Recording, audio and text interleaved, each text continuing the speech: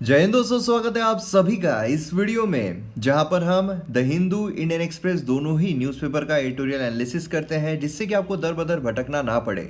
और नए महीने की शुरुआत हम करने वाले हैं। और आज का जो न्यूज़पेपर है, द हिंदू बोलिए, इंडियन एक्सप्रेस बोलिए, आज ज़बरदस्त एडिटोरियल आया है। मतलब बड़े दिनों के बाद जो सूरज है वो मुझे साफ साफ दिखाई दे रहा है कि हाँ, इन्होंने कितना भी कुछ हो जाए, इतने दिनों से वो कुछ भी आर्टिकल्स दे रहे थे, फालतू के आर्टिकल्स दे रहे थे, लेकिन इन दी एंड है ना, देर आए दुरुस्त आए। तो आज हमें कई इंपॉर्टेंट एडिटोरियल जो है वो देखने को मिल रहे हैं जो एग्जाम पर्सपेक्टिव से काफ़ी अच्छे हैं। मतलब मैं इसके अलावा बोल रहा हूँ, जो इकोनॉमिक सर्वे बजट, इसके अलावा भी काफ़ी इंपॉर्टेंट एडिटोरियल जो है यहाँ पर दिए गए हैं जो हमारे एग्जाम में काफ़ी हेल्प पहुँचा सकते हैं।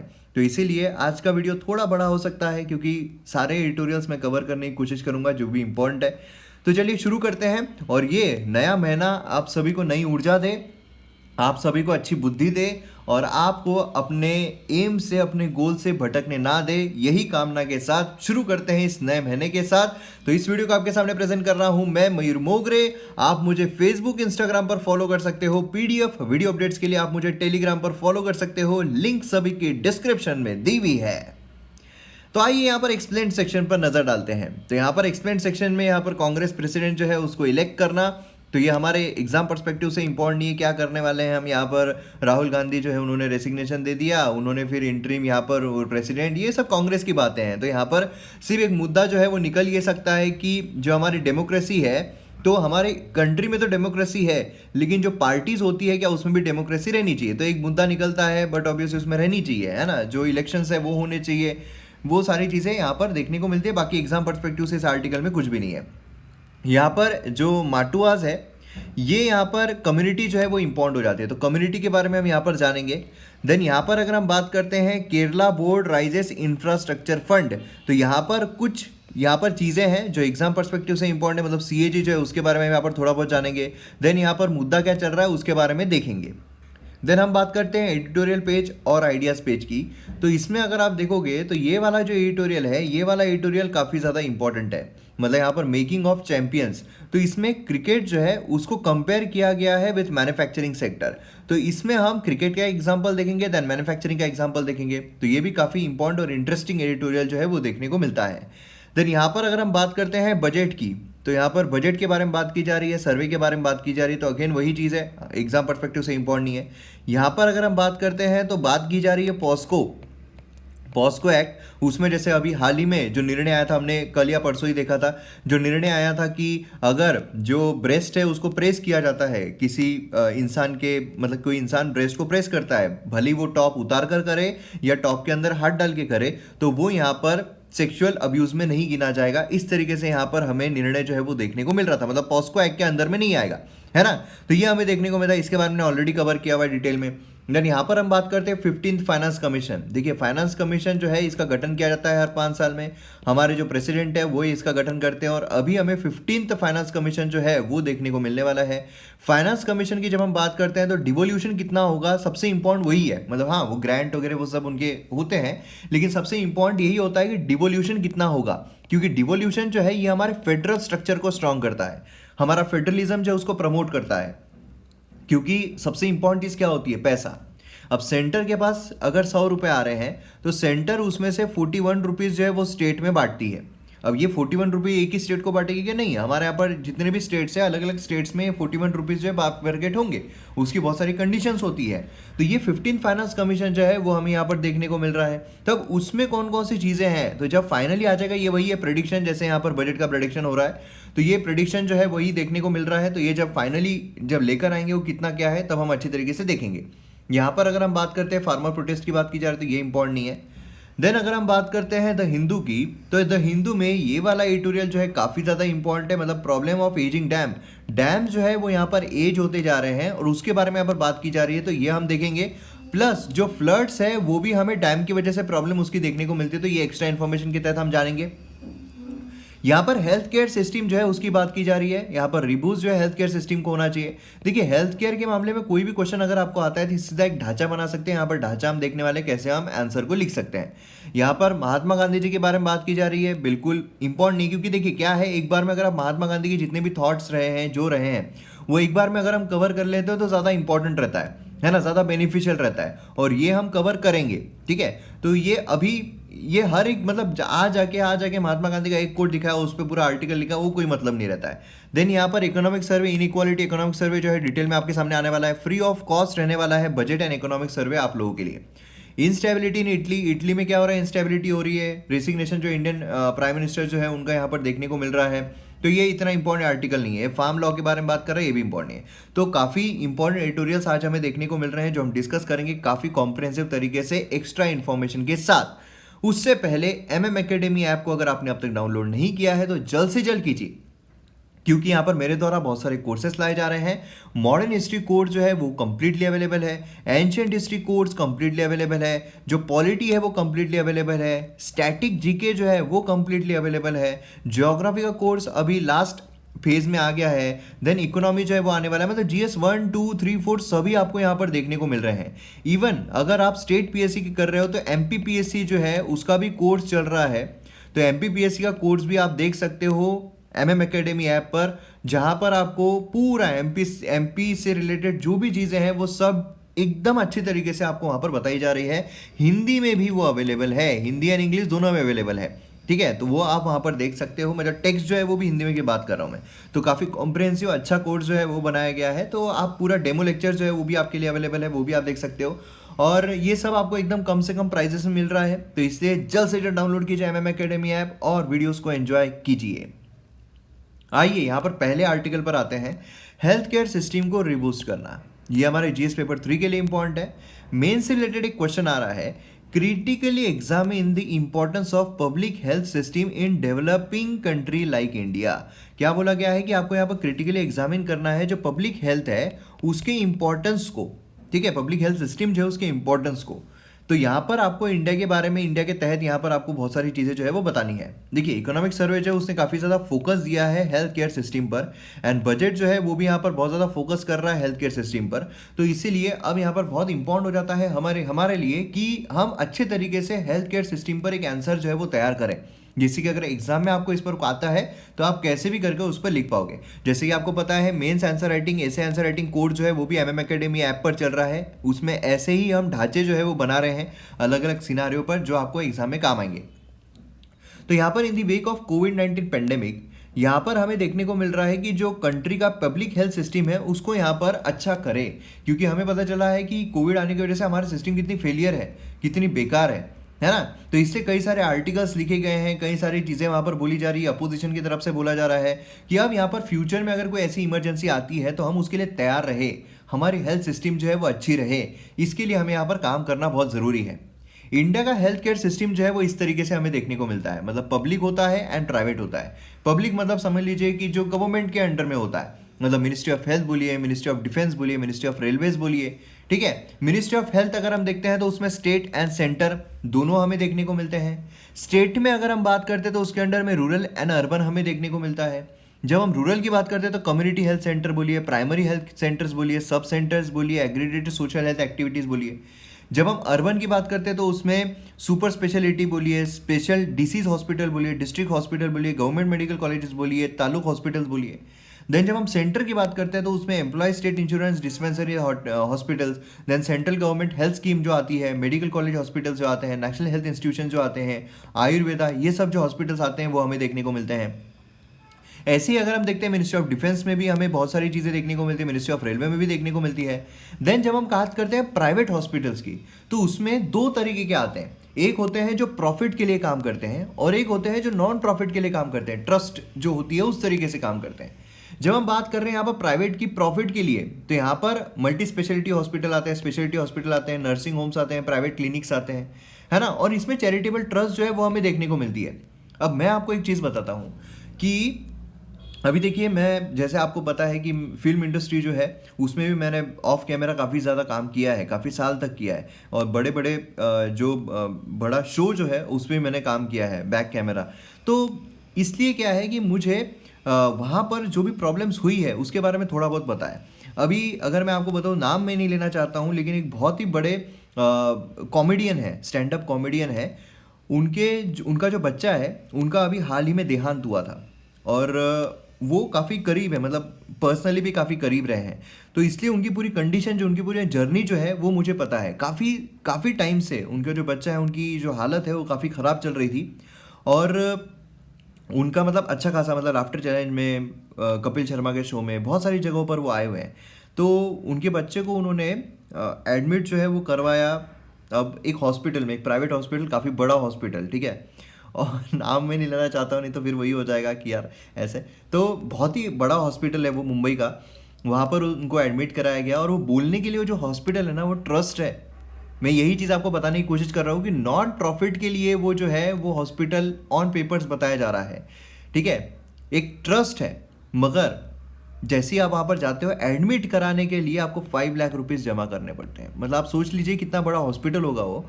तो वहाँ पर 5 लाख आपको जमा कराने पड़ते हैं। मतलब ये जो इंसान है, जो कॉमेडियन है, इसका घर बार, मनीष पॉल जो है, मनीष पॉल आप पहचानते होंगे, एंकर है इंडियन आइडल में। तो उनके काफ़ी करीबी रिश्ते रहे हैं, तो इसलिए अच्छे खासे दोस्त हैं उनके। तो इसलिए फिर मनीष पॉल इकलौता ऐसा बंदा है पूरी इंडस्ट्री में जिसने इनको हेल्प किया, नहीं तो इनका घर वर सब बिक गया ट्रीटमेंट में। तो ये हालत जो है वो हमें देखने को मिलती है। प्राइवेट, आप प्रॉफिट के लिए बोलिए, नॉन प्रॉफिट के लिए बोलिए, जो पैसे लिए जा रहे हैं वो बहुत बुरी अवस्था में जा रहे हैं। और यही चीज़ हमारे इकोनॉमिक सर्वे में भी बताई गई है। जैसे ओवरव्यू में हमने कल देखा था कि जो क्वालिटी, अगर पैसा बहुत ज़्यादा लिया जा रहा है, इसका ये मतलब नहीं आपको क्वालिटी जो है वो भी वैसी ही मिल रही है ना। तो ये चीज़ बहुत इंपॉर्टेंट हो जाती है, ठीक है। तो अब यहाँ पर अगर हम बात करते हैं की हेल्थ पैरामीटर्स के स्टेट्स में, बिहार, एमपी, राजस्थान, यूपी, तमिलनाडु, केरला दिया हुआ है टोटल। इंडिया जो है वो ऑल ओवर इंडिया का दिया हुआ है। अब देखिए केरला एंड तमिलनाडु, इसको हम कंपेयर करेंगे, ये मतलब कौन से हो गए, सदर्न स्टेट्स हो गए। इनको हम कंपेयर करेंगे जो हमारे नदर्न स्टेट्स हैं उनसे। तो आप यहाँ पर अगर देखो तो इन्फेंट मोर्टेलिटी रेट जो है, ये यहाँ पर देखिए 32, 48, 37, 43। सदर्न स्टेट्स में देखो 15, 7।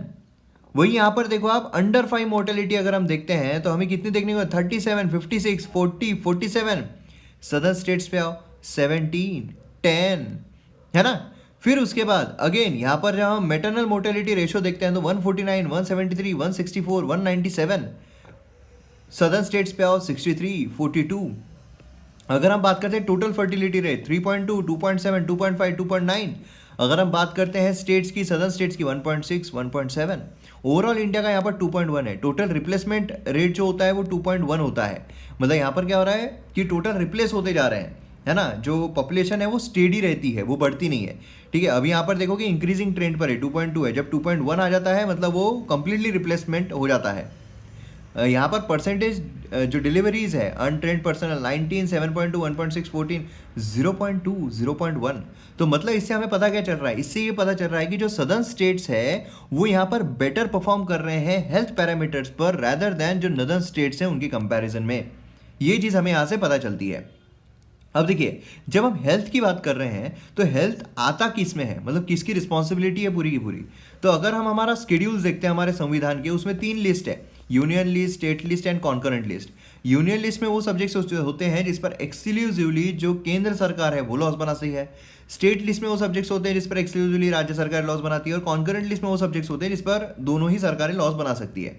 तो अगर हम हेल्थ की बात करते हैं तो यहाँ पर पहली मोदी जी ने बता दिया कि भैया स्टेट देखेगा मित्रों। तो यहाँ पर स्टेट लिस्ट अगर हम देखते हैं तो उसमें हमें हेल्थ जो है ये देखने को मिलता है, ठीक है। तो यहाँ पर आप देख सकते हो पब्लिक हेल्थ, है ना। तो मतलब कुछ यहाँ पर मैंने दिए हुए हैं जिससे कि आपको थोड़ी आइडिया हो जाए। यहाँ पर डिफेंस, ये सारी चीज़ें देखने को मिलती है, एंड एजुकेशन, ये सब अगर हम देखते हैं तो हमें कौन करें, तो ये आपको पता रहना चाहिए। मतलब एक्सक्लूसिवली जो राज्य सरकारें हैं वो लॉज बनाती है। मगर यहाँ पर गवर्नमेंट जो है, सेंट्रल गवर्नमेंट, उनकी भी कुछ स्कीम्स आती है, जैसे कि आत्मनिर्भर भारत।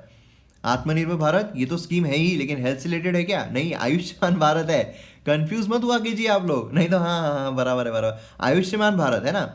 आयुष्मान जो स्कीम है ये अगर आप देखोगे तो कुछ ऐसे राज्य हैं जिन्होंने इसको इम्प्लीमेंट नहीं किया, और इसी के बारे में इकोनॉमिक सर्वे में बात की गई है कि जिन्होंने इम्प्लीमेंट किया है उनका कैसा बढ़ोतरी हुई है और जिन्होंने इम्प्लीमेंट नहीं किया है उनका कैसा घाटा हुआ है। इसमें तेरा घाटा मेरा कुछ नहीं जाता, है ना। थोड़ा हेल्थ मिल जाता तो सबका भला हो जाता। तो यहाँ पर क्या है कि इम्प्लीमेंट करना नहीं, क्योंकि ये स्टेट लिस्ट में है, तो इसलिए जो सेंट्रल गवर्नमेंट है वो लॉ लेकर आती, कानून लेकर आती, इम्प्लीमेंट करना नहीं करना वो स्टेट के हाथ में होता है, ठीक है। तो ये चीज़ इंपॉर्टेंट है। तो इसमें अगर हम इंडिकेटर्स देखते हैं तो हमें पता चलता है कि यहाँ पर with the number given in the chart, यहाँ पर आप देख सकते हो कि इंडिया जो है क्या वो अपना गोल अचीव कर पाएगा नहीं कर पाएगा, बहुत मुश्किल है बोलना, क्योंकि अभी भी अगर हम नदर स्टेट्स देखते हैं तो बिल्कुल भी अप टू मार्क परफॉर्म नहीं कर रही है। इंडिया जो है अर्लियर मिनिमम डेवलपमेंट गोल जो है वो भी करने में फेल हो गया था। ठीक है, परफॉर्मेंस अगर हम स्टेट्स का देखते हैं तो हमने देखा है नदर्न स्टेट जो है काफ़ी बुरा परफॉर्म कर रही है। मध्य प्रदेश अगर हम देखते हैं number of infant death 1000 live birth पे अगर हम देखते हैं 48 है compare to 7 in Kerala. Southern state में कितना कम है। यूपी में अगर हम देखते हैं मेटल मोटिलिटी जो 197 है, केरला 42 एंड तमिलनाडु 63, है ना। तो ये चीज़ हमें यहाँ पर देखने को मिल रही है। अब देखिए बेसिक चैलेंजेस क्या आते हैं, जैसे हमेशा अगर हेल्थ केयर पर कोई भी आपको सवाल आ जाए तो हेल्थ केयर हमारी जो सिस्टम है उसमें चैलेंजेस यही आप कॉमन लिख लो, कोई आप फालतू में हर एक इसका याद करने की जरूरत नहीं, कॉमन चैलेंजेस लिख लो। ठीक है, मतलब पहला तो यह है lack of primary health care service. हमारे यहाँ पर प्राइमरी हेल्थ केयर सर्विस जो है वो यहाँ पर अच्छी तरीके से नहीं मिल रही है। ठीक है, ये एक सबसे पहली चीज़ हो गई। दूसरी यहाँ पर सप्लाई साइड डिफिशियंसीज है, मतलब poor health management skill, lack of appropriate training and supportive supervision for health workers. ठीक है, ये यहाँ पर डिजायर्ड क्वालिटी जो है वो नहीं दे पाता है। इनएडिक्वेट फंडिंग जो है वो प्रॉपर तरीके से नहीं मिल रही है। आउट ऑफ पॉकेट एक्सपेंडिचर जो है बहुत ज़्यादा जा रहा है। इकोनॉमिक सर्वे में इसकी भी बात की गई है, आउट ऑफ पॉकेट एक्सपेंडिचर मतलब क्या, मतलब ये है कि आपके जेब से पैसा खर्च कर रहे हो, आपकी तबीयत खराब होती है तो मतलब सोचिए ना, आपके पास अगर 500 रुपये हैं, ठीक है, आप बोल रहे हो कि मैं ये महीने में सिर्फ 100 रुपये खर्च करूंगा, मतलब मेरे 400 रुपये जो है वो मेरे जमा रहेंगे, सेविंग्स रहेगी। ठीक है, लेकिन होता क्या है, आपकी तबीयत खराब हो जाती है, पूरे 500 रुपये जो दवाखाने में लग जाते हैं, पूरे 400 आपने बोला था सेव करेंगे, पूरे चले गए। यह हो गया आउट ऑफ पॉकेट एक्सपेंडिचर। इसकी वजह से क्या होता है, बहुत नुकसान होता है। ठीक है, ओवरलैपिंग ज्यूरिसडिक्शन हो रहा है ना, तो ये हमें प्रॉब्लम्स देखने को मिल रही है। तो ये आपको ध्यान में रखना है, ये सारे चैलेंजेस जैसे कि वैसे आप रट्टा मार लो, हेल्थ के लिए आने वाला है क्वेश्चन। अब एक तमिलनाडु मॉडल भी हमें देखने को मिलता है। गवर्नमेंट ने क्या किया, हेल्दी कंपटीशन जो है डिस्ट्रिक्ट में ही बढ़ा दी, और जब हम हेल्दी कंपटीशन डिस्ट्रिक्ट में बढ़ाते हैं तो क्या होता है, अपने आप सब बेटर परफॉर्म करते हैं। बाय 1990 फैमिली प्लानिंग जो है यहाँ पर लाई गई थी, है ना। उसी के साथ साथ टोटल फर्टिलिटी रेट जो है यहाँ पर लोएस्ट हमें देखने को मिलता है कंट्री में 1.6। ठीक है, जर्मनी में 1.57 टोटल फर्टिलिटी रेट, वही जैसा मैंने आपको बताया है ना। तो ये एक तमिलनाडु मॉडल है जो उन्होंने अच्छा खासा यहाँ पर फोकस किया है, सदर्न स्टेट्स ने अच्छा ही परफॉर्म किया है। अब सोल्यूशन की जब हम बात करते हैं, सोल्यूशन भी आप यहाँ पर रट्टा मार लो, क्या है, अनेबलिंग प्रिवेंटिव केयर। यहाँ पर अगर हमें प्रिवेंटिव केयर प्रमोट करते हैं, यूनियन गवर्नमेंट जो है यहाँ पर primary health care centres into health and wellness centres अगर यहाँ पर कर लेती है, ज़्यादा बेटर रहेगा, है ना। ये क्या करते हैं, प्रिवेंटिव केयर के लिए एक पिलर करके एक्ट करते हैं। इसलिए यहाँ पर क्या करना है, हमें स्टैब्लिश करना है नए नेटवर्क्स। देन यहाँ पर बिहेवियरल चेंज लाना बहुत ज़रूरी है। बिहेवियरल चेंज जैसे कि स्वच्छ भारत आंदोलन था, उसी तरीके से अगर हम बिहेवियरल चेंज लेकर आते हैं कि भैया आप अच्छा खाओ, अच्छा सो और अच्छा हाइजीन बरतो, तो आपकी तबीयत जो है वो ख़राब नहीं होगी। देखिए मैं आपको बताता हूँ, छोटी छोटी चीज़ें होती है, जैसे आपके घर के सामने अगर आप गाँव में रहते होंगे या फिर शहर में रहते होंगे, जैसे मैं रहता हूँ गाँव में, उस तरीके से क्या होता है कि आपके घर के सामने जो सब्जी वाला है वो आता है ना। अब सब्जी वाला आपके घर, देखिए कैसे कनेक्टेड है चीज़ें, ठीक है, कितनी कनेक्टेड होती है चीज़ें, कि आपके घर में आपके घर के सामने एक सब्जी वाला आया, आपने उस इंसान से सब्जी ली। अब क्या हुआ, आपने एक पत्ता गोभी ली और उसको जो पत्ता गोभी का ऊपर का पोर्शन होता है वो उसका निकल गया, इसलिए क्या किया, उसे वहीं पर ज़मीन पर नीचे फेंक दिया। ठीक है, वहीं पर फेंक दिया। अब क्या हुआ, वो जो पत्ता गोभी का वो टुकड़ा है, अब वो क्या हो रहा है, वो वहाँ पर एक तो गाय या फिर जो सुअर होते हैं या फिर कोई भी एनिमल जो है वो आकर उस चीज़ को खा रहे हैं। ठीक है, फर्ज कीजिए कि वो उस चीज़ को खा रहे हैं। अब क्या हो रहा है, वहाँ पर अब एक भैंस आ गई, भैंस ने अगर वो खा लिया, अब भैंस क्या करेगी, वहाँ पर खा के वहाँ हो सकता है वो पॉटी कर दे। ठीक है, अब भैंस ने वहाँ पर पॉटी की, मतलब आपके घर के पास ही हो रहा है ये, आपके वहाँ पे पॉटी कर दी, और फिर उसके बाद क्या हो रहा है, उसमें मक्खियाँ जो है वो बैठ रही है, मक्खियाँ बैठ रही है, फिर वो मक्खियाँ आपके घर में आ रही है ना। उससे क्या हो रहा है, आप बीमार पड़ रहे हो, आपको लग रहा है यार मैं अच्छा सब कर रहा हूँ, अच्छा सब हो रहा है, फिर भी मैं बीमार क्यों पड़ रहा हूँ। देखिए कारण कैसे इंटरलिंक्ड होते हैं सारे के सारे।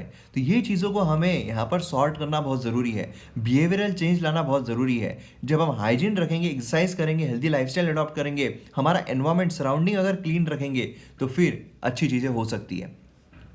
कोऑपरेटिव फेडरलिज्म, ये भी बहुत इंपॉर्टेंट है। कोऑपरेटिव फेडरलिज्म अगर नहीं रहेगा तो फिर वही होगा कि स्टेट इंप्लीमेंट कर रहा है, नहीं हो पा रहा है, ये सारी चीज़ें जो है वो हमें देखने को मिलती है ना। तो ये भी हमें समझना बहुत ज़रूरी है। फंडिंग जो है ये यहाँ पर हमें लाना बहुत ज़रूरी है। डिसेंट्रलाइजेशन यहाँ पर बहुत ज़रूरी है। Need to make nutrition, water, sanitation, hygiene part of core functioning. वॉच जो है ये कोर फंक्शनिंग में आना चाहिए। Creating nodal health agency. Nodal health agency अगर हम बनाते हैं तो हेल्थ पर वो पूरी फंक्शन जो है वो कर सकती है। तो ये कुछ सॉल्यूशंस है जो हम यहाँ पर प्रोवाइड कर सकते हो। तो इससे आपको पूरा मेंस के लिए एक अच्छा खासा एक मटेरियल जो मिल गया है। मतलब द हिंदू के मुकाबले काफ़ी एक्स्ट्रा इन्फॉर्मेशन मैंने आपको यहाँ पर दी है, लेकिन मेरा काम वही है, वीडियो देख के वही आपको फ़ायदा मिलता है। तो इसी बात पे शेयर आप ज़रूर कर देना। नेक्स्ट इस पर आते हैं problem of ageing dam. Dam जो है ये एज होते जा रहे हैं, तो प्रॉब्लम्स क्या चल रहे हैं, जीएस पेपर 3 के लिए इंपॉर्टेंट है। Dams and reservoirs are believed to secure our water needs for the future. Dams क्या करते हैं? डैम्स मतलब है कि जो नदियाँ आ रही है उसके बीच में एक रुकावट हम खड़ी कर रहे हैं, जिससे कि नदी का पानी जो है वो हम प्रिजर्व कर रहे हैं, जिससे कि जो पीने का पानी है वो हम लोगों तक पहुंचा सके, घर घर तक पहुंचा सके। तो ये डैम का काम होता है।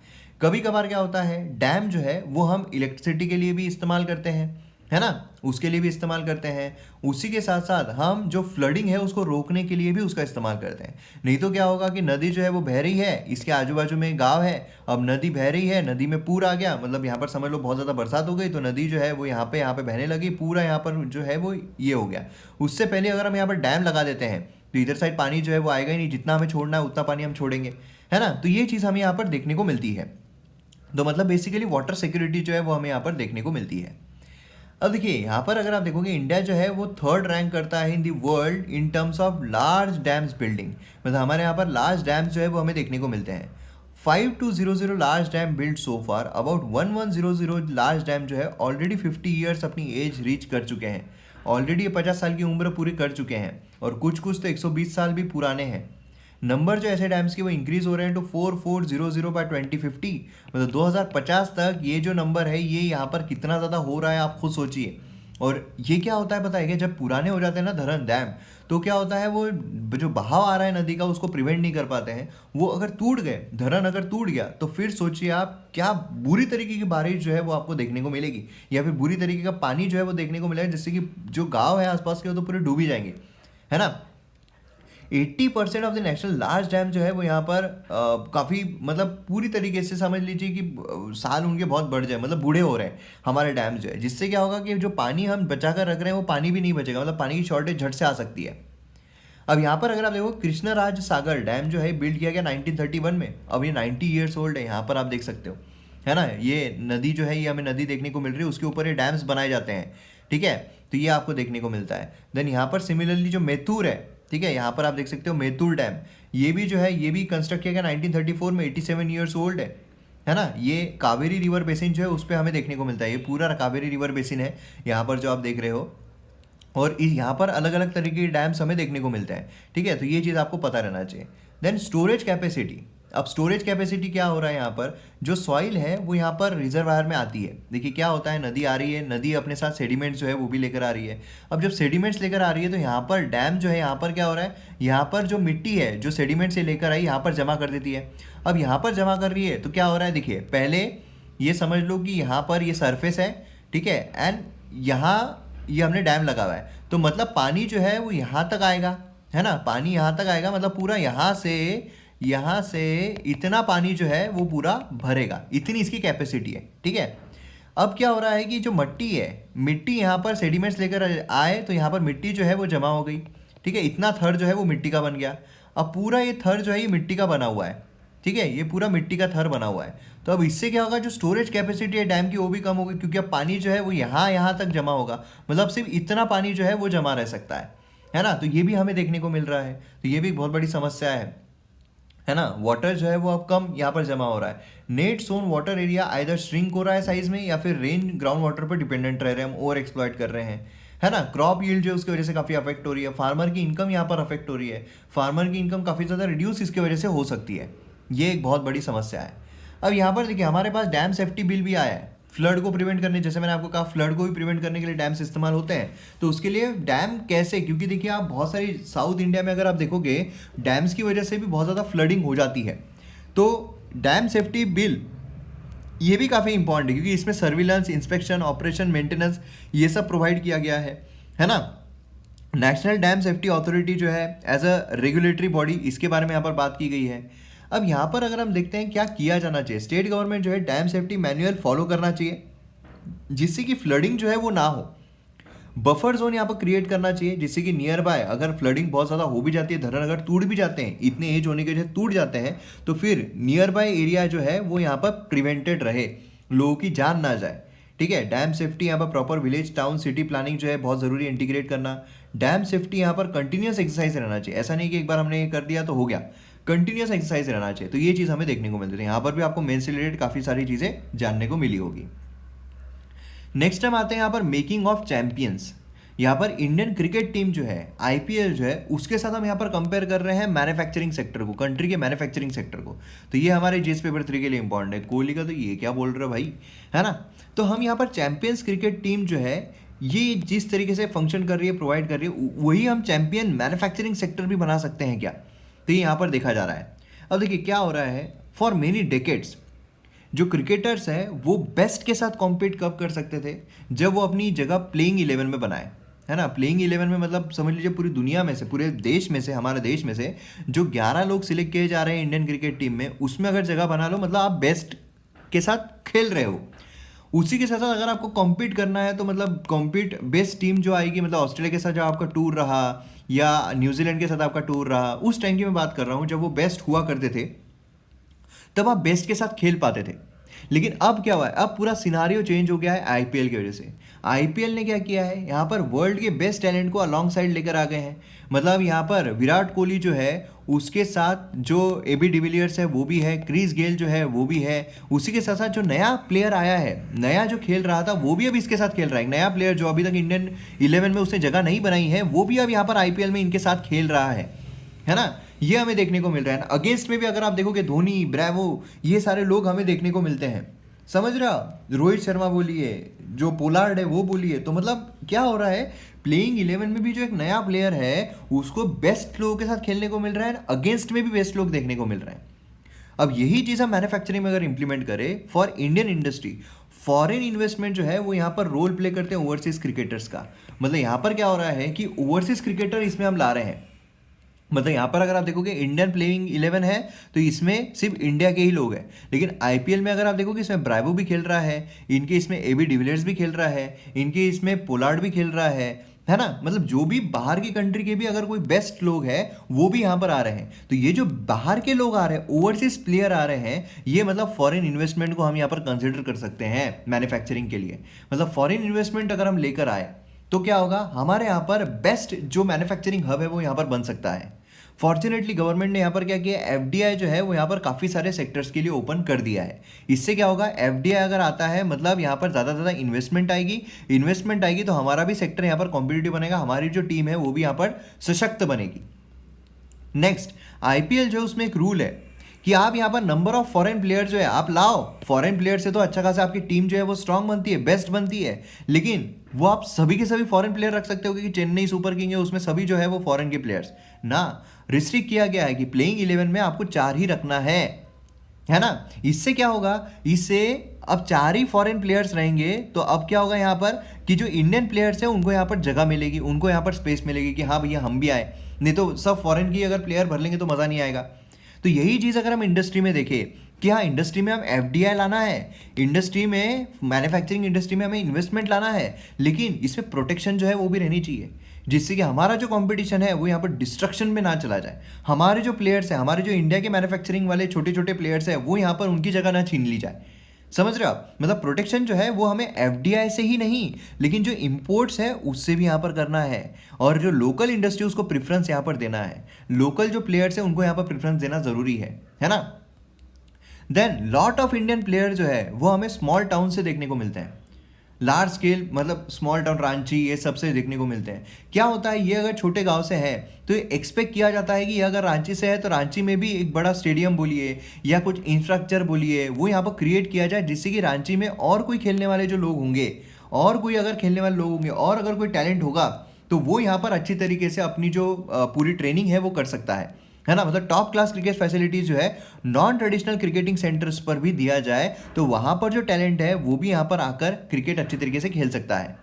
इंडिया के मैन्युफैक्चरिंग में अगर हम बात करें तो लार्ज गैप हमें देखने को मिलती है इंडिया और ग्लोबल स्टैंडर्ड्स में। भले ही इंडिया में अच्छा खासा इंफ्रास्ट्रक्चर डेवलप हो रहा है, लेकिन फिर भी गैप हमें देखने को मिल रही है। इसलिए यहाँ पर मैन्युफैक्चरिंग कॉस्ट कॉम्पिटिटिव बनाने के लिए हमें लेवल प्लेइंग फील्ड करना बहुत ज़रूरी है, जिससे कि हर बिजनेसमैन जो है वो यहाँ पर अपना इनपुट दे सके, है ना। इंफ्रास्ट्रक्चर जो है वो हमें हर छोटी छोटी जगहों पर क्रिएट करना जरूरी है मैन्युफैक्चरिंग के लिए, जिससे कि क्या हो, हर इंसान जो है वो अपना योगदान प्रॉपर तरीके से दे सके, अपना टैलेंट का इस्तेमाल कर सके। एंड इन दी एंड यहाँ पर बेस्ट टैलेंट जो है उसको अट्रैक्ट करना जरूरी है। बेस्ट टैलेंट को जब हम अट्रैक्ट करेंगे तब जाकर बात बनेगी। और बेस्ट टैलेंट को मतलब कैसे, अभी क्रिकेट है, क्रिकेट में इतना ग्लैमरस बना दिया गया है कि वहाँ पर अगर कोई चाहे तो वो बोल सकता है कि हाँ मेरे अंदर टैलेंट है तो मैं जाऊँगा। तो जो बेस्ट टैलेंट रहेगा, कंपटीशन जितनी बढ़ेगी उतना बेस्ट टैलेंट जो है वो हमें देखने को मिलेगा, है ना। इंडियन मैन्युफैक्चरिंग में अगर हम देखते हैं तो यहाँ पर जो सक्सेस है उतनी नहीं मिल पा रही है, क्योंकि क्या होता है कि यहाँ पर जो ग्लैम है वो इतना ज़्यादा मिलता नहीं है, इतना ज़्यादा तो अटेंशन है वो उनको मिलता नहीं है, जिसकी वजह से क्या होता है इतनी अपॉर्चुनिटीज़ उनको मिलती नहीं है, जिसकी वजह से क्या होता है कि यहाँ पर वो दूसरी जगह अपॉर्चुनिटीज़ ढूंढने चल जाते हैं कि चलो यार सिलिकॉन वैली चले जाएंगे, चलो यार अपन यहाँ चल जाएंगे, चलो लास वेगास चले जाएंगे, है ना। तो ये चीज़ें हमें देखने को मिलती है। तो हमें बेस्ट टैलेंट जो है उसको भी अट्रैक्ट करना बहुत ज़रूरी है। तो ये कुछ पैरामीटर्स दिए गए हैं, क्रिकेट और मैन्युफैक्चरिंग सेक्टर के साथ कंपेयर किए गए हैं, तो आप ये बहुत अच्छी तरीके से लिख सकते हो, ठीक है। अब यहाँ पर मतुआज जो है ये कौन है, सिर्फ हमें मतुआज जो है उनके बारे में जानना जरूरी है। बाकी यहाँ पर सीए के लिए क्या कर रहे हैं क्या नहीं कर रहे हैं ये हमारे लिए इतना इंपॉर्टेंट नहीं है। तो यहाँ पर मतुआ कम्युनिटी अगर हम देखते हैं वेस्ट बंगाल, ये अपसेट है क्योंकि जो रैली है यूनियन मिनिस्टर अमित शाह की कैंसिल कर दी गई। अब यहाँ पर है कौन, कम्युनिटी क्या है, मतुआज कम्युनिटी जो है उनके member either side of the Bengal border जो है वो हमें देखने को मिलते हैं, ठीक है, मतलब बंगाल के पास है। अब क्या होता है कभी कभार आपको मैच द पेयर में आता है कि ये कम्युनिटी कहाँ की है, ये कम्युनिटी कहाँ की है, ये कम्युनिटी कहाँ की है, ऐसे क्वेश्चंस आपको आ सकते हैं। खासकर आसाम में जो कम्युनिटीज़ है, वेस्ट बंगाल में जो कम्युनिटीज़ है ना, उड़ीसा में जो कम्युनिटीज़ है काफ़ी न्यूज़ में रही है, तो उनके बारे में आपको पता है। नॉर्थ ईस्टर्न स्टेट्स जो है उनकी कम्युनिटीज़ काफ़ी न्यूज़ में रही है ना। अब यहाँ पर अगर आप देखोगे रिलीजियस मूवमेंट यहाँ पर शुरू हुआ था 1870s में, उसमें हरिचंद ठाकुर ऑफ यहाँ पर फैमिली जो यहाँ पर हेल्ड कर रहे थे। देन अर्ली 20th सेंचुरी अगर हम देखते हैं तो उनके सन जो है वो यहाँ पर आए। 1915 अगर हम देखते हैं मटुआ फेडरेशन जो एस्टेब्लिश किया गया, ठीक है। फिर उसके बाद कम्युनिटी, आज अगर हम देखते हैं मटुआज यहाँ पर सेकेंड लार्जेस्ट एससी पॉपुलेशन जो है वेस्ट बंगाल में कॉन्स्टिट्यूट करते हैं, तो ये चीज़ काफ़ी ज़्यादा इंपॉर्टेंट है। गवर्नमेंट यहाँ पर number 17% of the state electorate, तो इलेक्शन में भी इनका काफ़ी योगदान जो है वो देखने को मिलता है। और क्या है कि ये बंगाल से आए थे, मतलब अपना बांग्लादेश से आए थे, इसलिए क्या हो रहा है कि सीएए की वजह से जो सिटीजनशिप अमेंडमेंट एक्ट है उसकी वजह से यहाँ पर सिटीजनशिप नागरिकता जो है उसमें भी काफ़ी ज़्यादा फायदा जो है वो उठा सकते हैं, तो ये चीज़ हमें देखने को मिल रही है। बाकी अगर हम बात करते हैं यहाँ पर केरला बोर्ड यहाँ पर इंफ्रा फंड या रेस करने की बात, तो यहाँ पर सीएजी जो है क्या हुआ है, सीएजी कंट्रोलर ऑडिटर जनरल जो है उन्होंने यहाँ पर कुछ फाइंडिंग्स निकाली है, कुछ खामियां निकाली है Kerala infrastructure investment fund board, ठीक है, इसके मामले में। तो यहाँ पर सीएजी जो उनके बारे में आपको पता रहना चाहिए। तो यहाँ पर आर्टिकल 148 के तहत इनके बारे में हमें देखने को मिलता है, ठीक है, supreme audit institution of India. Then इनके प्रोविजन 149 से 151 तक हमें देखने को मिलते हैं। उसके साथ अपॉइंटमेंट अगर हम देखते हैं राष्ट्रपति प्रेसिडेंट के द्वारा की जाती है, 10 ईयर, 6 ईयर, 65 ईयर्स। रिमूवल जो है प्रेसिडेंट के द्वारा, जैसे सुप्रीम कोर्ट के जजेस रिमूव किए जाते हैं।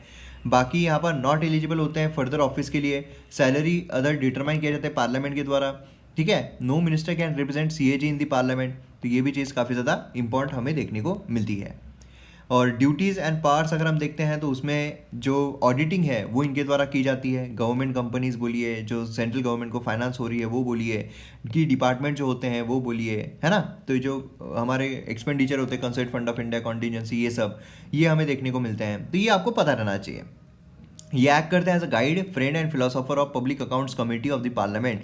तो ये हमने ऑलरेडी हमारे जो पॉलिटिकल लेक्चर्स है एमएम एकेडमी ऐप पर उसमें कवर किया हुआ है डिटेल में। अब यहाँ पर अगर हम बात करें Kerala infrastructure investment fund board की, तो इसके बारे में आपको क्वेश्चन आ सकता है। ये जो है कॉन्स्टिट्यूट किया गया 1999 में, ठीक है, और ये बेसिकली क्या है, जो इंफ्रास्ट्रक्चर है उसके लिए यहाँ पर फंडिंग जो है वो प्रोवाइड करना, तो ये हमें इसमें देखने को मिलता है। बाकी कुछ भी आपको इसमें ज़्यादा डीप में जाने की ज़रूरत नहीं, ज़्यादा इसमें पीएचडी करने की ज़रूरत नहीं है, क्योंकि इतना कुछ खास जो है वो निकल कर नहीं आता है। तो यहाँ पर हमारा वीडियो जो है वो एंड होता है, लेकिन हम न्यूज़पेपर पर जाते हैं। न्यूज़पेपर में देखते हैं इंडियन एक्सप्रेस के कि बाकी जो पेजेस है उस पर कुछ खास न्यूज़ नज़र आ रही है या नहीं आ रही है। तो ये हमारा फ्रंट पेज में तो कोई भी न्यूज़ जो है वो निकल कर नहीं आ रही है। देन सेकंड पेज अगर हम देखते हैं तो वही आता है, सब कंटिन्यू में रहता है। फर्स्ट पेज का तो कुछ भी नहीं है। थर्ड इसमें भी अगर हम देखते हैं तो यहाँ पर भी कुछ ऐसी खास न्यूज़ जो है वो निकल कर नहीं आ रही है। यहाँ पर एक आप देख सकते हो कि vintage car cruise city streets, Aditya says museum on the card. तो यहाँ पर ऑटोमोबाइल एंथुसियास्ट जो है उनके लिए न्यूज़ निकलती है। अगर आपको देखना है तो आप देख सकते हो, बाकी एग्जाम पर्सपेक्टिव से इंपॉर्टेंट नहीं है। देन उसके बाद अगर हम स्टेट स्पेसिफिक न्यूज़ में आते हैं तो उसमें भी यहाँ पर कुछ न्यूज़ जो है निकल कर नहीं आती है। लेकिन यहाँ पर आप देख सकते हो, we target anyone who violates NDPS act. तो यहाँ पर क्या बोला गया है, नारकोटिक्स केस जो है वो हमें देखने को मिल रहा है। तो नारकोटिक्स कंट्रोल ऑफ ब्यूरो जो है उनके तरफ से यहाँ पर चीज़ें जो है वो बताई गई है। बेसिकली आपको नारकोटिक्स कंट्रोल ऑफ ब्यूरो जो है उसके बारे में इंफॉर्मेशन जो है वो रहनी चाहिए। बाकी अगर हम देखते हैं तो हमने ऑलरेडी बहुत सारी चीज़ें जो है वो देखी हुई है ना, क्योंकि रिया चक्रवर्ती जो है उनके बारे में जो चीज़ें हैं वो चल रही थी। इसीलिए आपको सिर्फ यहाँ पर जो नारकोटिक्स कंट्रोल ऑफ ब्यूरो है उनके बारे में पता रहना चाहिए, बाकी जो हमने ऑलरेडी देखा हुआ है। देन हम बात करते हैं यहाँ पर सिक्स, तो बिल्कुल इंपॉर्टेंट नहीं है। सेवन्थ की जब हम बात करते हैं तो यहाँ पर भी ऐसी कोई खास न्यूज़ जो है वो निकल कर नहीं आ रही जो एग्जाम पर्सपेक्टिव से बहुत इंपॉर्टेंट हो। देन यहाँ पर नाइन्थ एक्सप्लेंड आइडियाज़ पेज, ये सारे हमने देखा हुआ है। देन वर्ल्ड पेज पे जब हम आते हैं तो यहाँ पर काफ़ी कॉम्प्लिकेटेड जो सिनारियो है वो वर्ल्ड इस पर चल रहा है, ठीक है। मतलब यहाँ पर अगर आप देखोगे तो पाकिस्तान के मामले में बोलिए, देन WHO टीम जो है वुहान में विजिट कर रही है, रशिया जो है वहाँ पर भी काफ़ी कॉम्प्लिकेशंस जो है वो हमें देखने को मिल रहे हैं, ठीक है। और उसी के साथ साथ यहाँ पर ताइवान जो है वहाँ पर भी आसपास में मामला जो है वो काफ़ी ख़तरनाक तरीके से हमें देखने को मिल रहा है। तो जब बड़ी न्यूज़ निकल कर आएगी तो अपने आप हमारे एक्सप्लेन सेक्शन में एडिटोरियल पेज में आ ही जाएगा।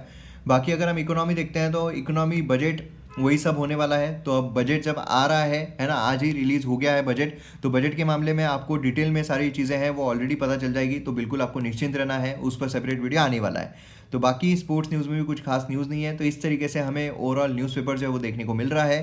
तो वीडियो अगर पसंद आए तो शेयर ज़रूर कीजिए, सब्सक्राइब कीजिए चैनल को। मिलते हैं अगले वीडियो में। जय हिंद। MM एकेडमी ऐप को आपने डाउनलोड किया है नहीं? क्योंकि मेरे द्वारा जो कोर्सेस लाए जा रहे हैं यहाँ पर तो आप डेमो लेक्चर देख रहे हो, लेकिन आपको जो असली लेक्चर्स है, जो असली माल है, वो आपको MM एकेडमी ऐप पर देखने को मिलेगा। मतलब मॉडर्न हिस्ट्री कंप्लीटली अवेलेबल है भाई साहब, जो इंडियन पॉलिटी है कंप्लीटली अवेलेबल है, एंशिएंट हिस्ट्री कंप्लीटली अवेलेबल है, जो एथिक्स है कंप्लीटली अवेलेबल है। तो इस तरीके के आपको जो लेक्चर्स है, आपको जो कोर्सेस है, वो आपको MM एकेडमी ऐप पर देखने को मिलेंगे। और आप यहाँ पर हाईएस्ट क्वालिटी कंटेंट एंजॉय कर सकते हो। और ये जो हाईएस्ट क्वालिटी कंटेंट है ना, किसी को बताना मत, लोएस्ट प्राइजेस पर है। इतने कम प्राइजेस है, इतने कम प्राइजेस है, क्योंकि हमारी टैग लाइन ही है कि हर गांव से सितारे निकलेंगे और हर गांव से हम सितारे निकाल कर रहेंगे। इसलिए इतने कम प्राइजेस में कि जो एजुकेशन है, क्वालिटी एजुकेशन है, ये हर गांव तक जाए, हर इंसान तक पहुंचे, और पैसों के वजह से जो एजुकेशन है उसको ना छोड़े, अपने जो ड्रीम्स है उसको ना मारे। इसीलिए हाईएस्ट क्वालिटी कंटेंट को एंजॉय कीजिए आपके मोबाइल फोन में, जहां पर आपको सभी GS 1 2 3 4, आप UPSC बोलिए, स्टेट PSC बोलिए, किसी भी एग्जाम की अगर आप प्रिपरेशन कर रहे हो तो आपको ये जो प्रिपरेशन है इसमें 4 चांद, 10 चांद, 15 चांद, 20, 100 चांद सभी आपको यहाँ पर देखने को मिलेंगे। तो इसलिए फटाफट डाउनलोड कीजिए MM एकेडमी ऐप और वीडियोस को एंजॉय कीजिए।